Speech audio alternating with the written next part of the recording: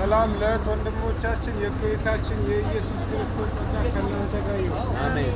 ሉቃስ ወንጌል ምዕራፍ 9 ቁጥር 12 ጌታችን በኢየሱስ ስም አነባለሁ። 12ቱም ቀርበው በዚህ በምድረ በዳ ነንና በዙሪያችሁ ወዳሉት መንደሮች ገጠሮች ሄደው እንዲያድሩና ምግብ እንዲያገኙ ሕዝቡን አሰናብቱ አሉት። እርሱ ግን እናንተ የሚበሉትን ስጧቸው አለ። እዚህ ጋር ሲናገር ስለ ራሱ ነው።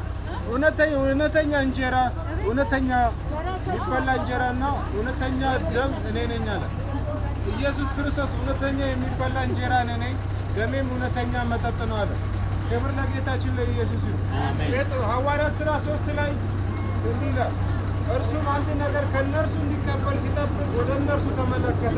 ጴጥሮስ ግን ብርና ወርቅ የለኝም፣ ይህን ያለኝን ግን እሰጥሃለሁ፣ በናዝሬቱ በኢየሱስ ክርስቶስ ስም ተነሳና ተመላለስ። አሜን። ያለን ክርስቶስ ነው፣ ይበቃናል። ክብር ለኢየሱስ ይሁን። አሜን።